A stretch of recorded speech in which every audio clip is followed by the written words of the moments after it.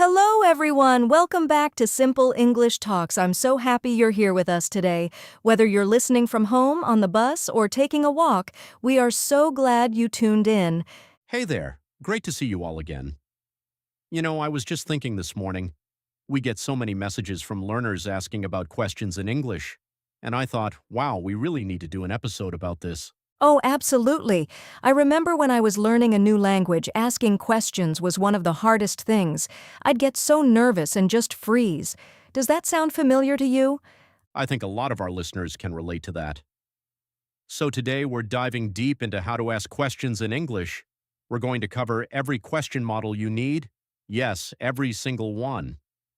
By the end of this episode, you'll feel confident asking yes/no questions, information questions with words like who, what, where, when, why, and how, and even those tricky tag questions like, "It's cold today, isn't it?" You'll have it all.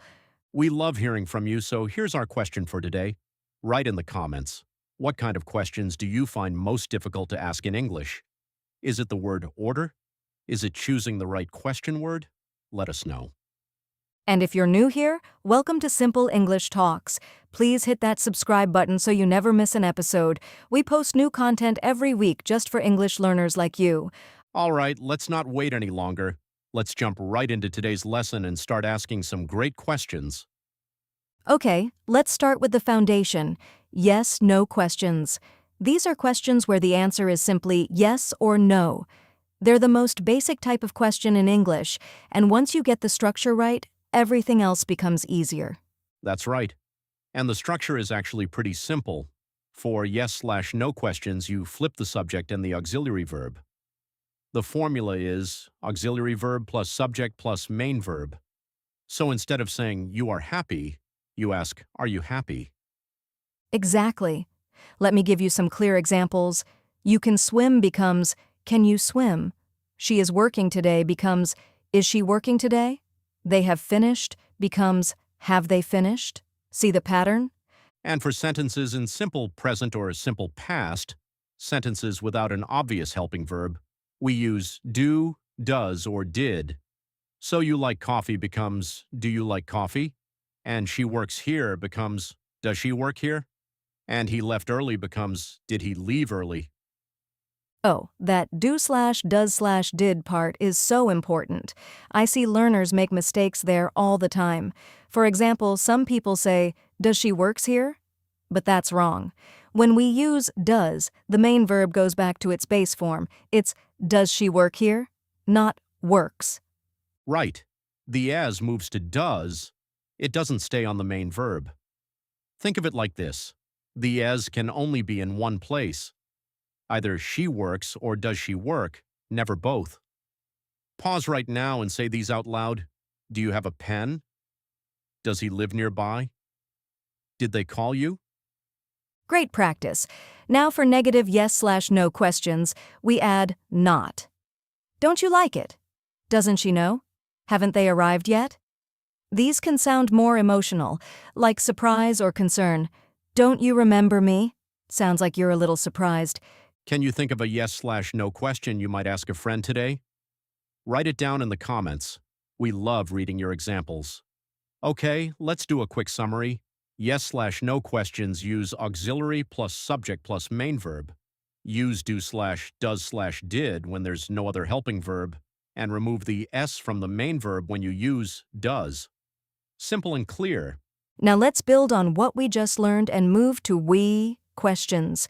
These are information questions, the ones that start with who, what, where, when, why, how, and also which and whose. They're incredibly important because they ask for real details, not just yes or no. The structure for wakie questions is question word plus auxiliary verb plus subject plus main verb. So, where do you live? When did she arrive? Why are they laughing? How does this machine work? See how it goes? Let me give you some everyday examples. Imagine you're meeting someone new. You might ask, what's your name? Where are you from? What do you do? These are natural, common questions. Or at work. When does the meeting start? Who sent that email? How long is the project? Now, here's something interesting. How actually has many partners. We say how much for uncountable things like money or water, how many for countable things like apples or friends, how long for time or distance, how often for frequency, how far for distance. These combinations are very useful in real life.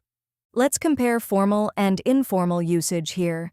In formal writing or polite situations, you might say, "Could you tell me where the office is?" But in casual conversation with a friend, you'd just say, "Where's the office?" Same meaning, different style. Both are correct, just different levels of formality. Here's a quick practice activity. I'll say a statement and you form the question. Ready? Statement. She lives in London. Now ask about the place. The question is, where does she live? Statement. He left at 7. Ask about the time. The question is, when did he leave? Try a few yourself. Write them in the comments. Here are 3 quick tips. First, always check your word order. The question word comes first, then the auxiliary. Second, don't forget to use do, does, did for simple present and past. Third, for who and what as the subject, you don't need do, does, did. Who called you? Not who did call you. That's a special rule. That who as subject rule is something many learners don't know, so take note of that. Let's review Section 2, Wash. Questions ask for information. Use question word plus auxiliary plus subject plus verb. Learn the how combinations. And remember, when who or what is the subject, skip the do/does/did. All right. Now we're getting to the fun part. Tag questions. These are the short little questions we add at the end of a statement. They're everywhere in natural English conversation. Things like, "It's a nice day, isn't it?" Or, "You're coming to the party, aren't you?" Sound familiar? Tag questions are fascinating because they do 2 things at once. They make a statement and ask for confirmation. The rule is almost like a math formula. If the main sentence is positive, the tag is negative. If the main sentence is negative, the tag is positive. It's like opposites. Let me walk you through some examples. She's a doctor, isn't she? Positive sentence, negative tag. They don't speak French, do they? Negative sentence, positive tag. You've been to Paris, haven't you? Positive with present perfect, negative tag. He can't drive, can he? Negative sentence, positive tag. And the tag always matches the auxiliary verb in the main sentence. If the main verb uses is, the tag uses isn't it. If it uses have, the tag uses haven't you. If it uses will, the tag uses won't you. They have to match. You can't mix them up. One tip for sounding polite and natural, your tone matters a lot with tag questions. If your voice goes down at the end, you're fairly sure of the answer and just checking. "It's Monday today, isn't it?" Falling tone. But if your voice goes up, it means you're genuinely unsure. You've met her before, haven't you? Rising tone. That's such a great point. In everyday life, tag questions come up constantly. At a cafe, "This is the best coffee, isn't it?" With a colleague, "The report is due Friday, isn't it?" With a friend, "You were at the concert last night, weren't you?" They make your English sound very natural and native-like. Let's do a mini practice right now. I'll say the statement, and you say the tag question out loud. Yes, speak out loud. Ready? "It's raining outside." What's the tag? It's, isn't it? "You haven't eaten yet." The tag is, have you? "They will help us." The tag is, won't they? How did you do? Tell us in the comments. Speaking out loud really helps you internalize the pattern.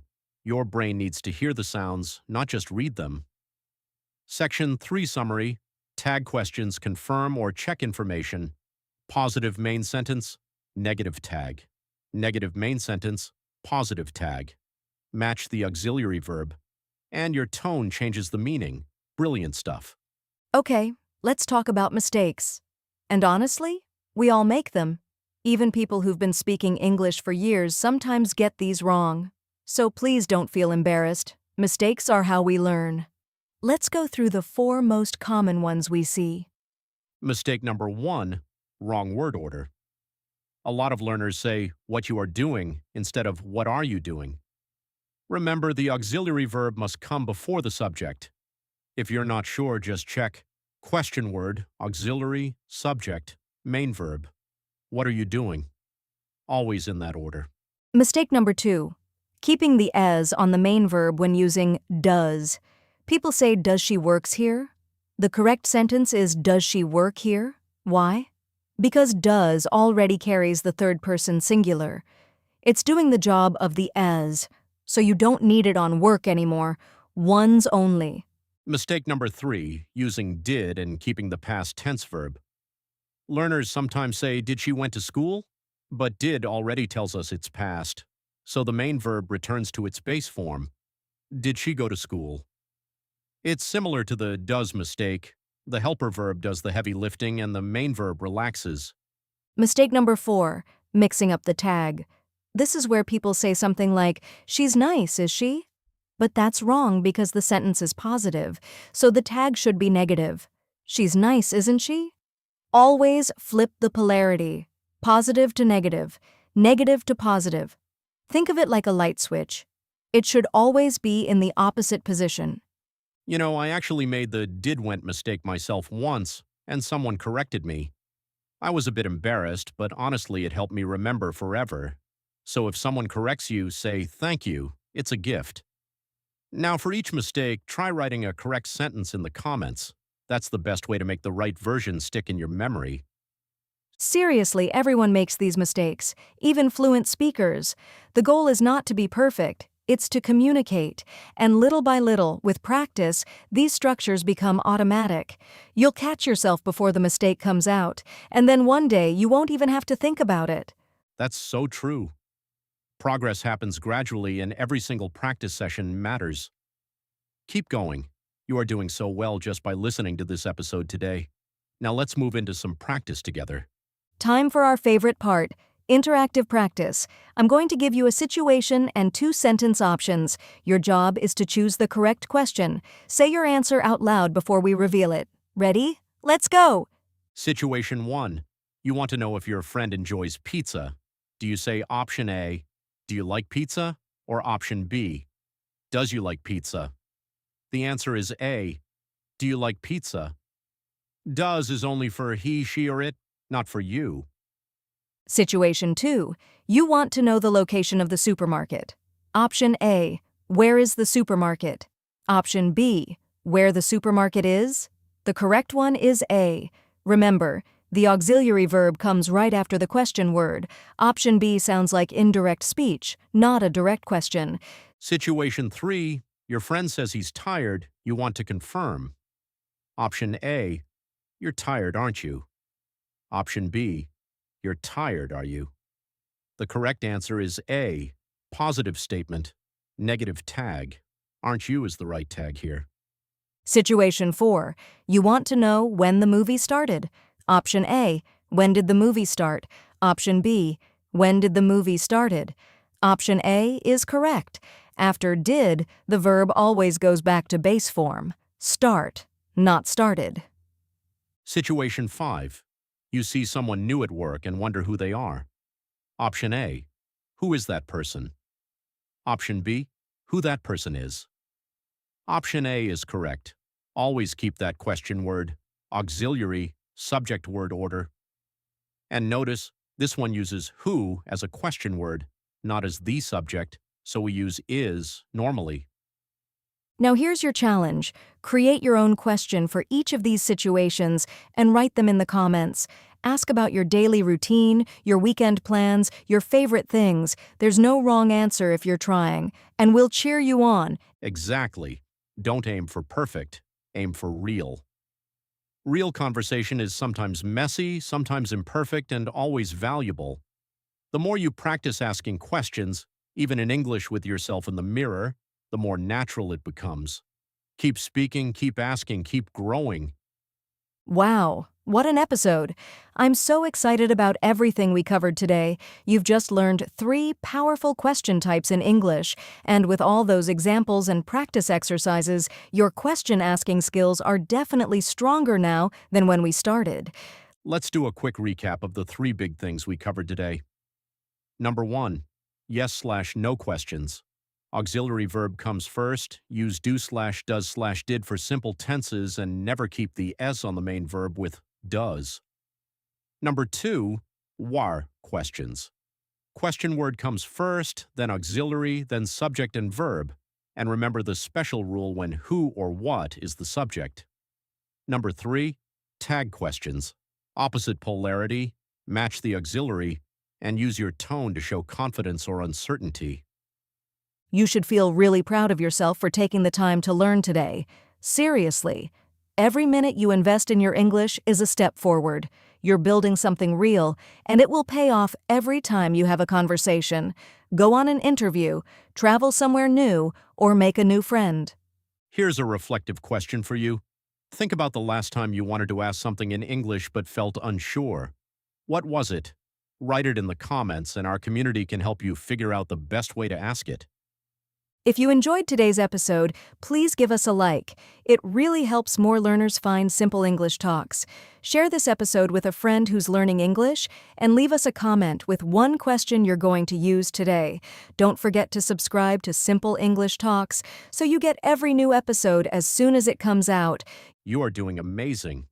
Learning a language is one of the bravest things a person can do, and we're so honored to be part of your journey. Keep practicing, keep asking questions in English and about life, and we'll be right here cheering you on every step of the way. Thanks so much for listening to Simple English Talks. See you next time.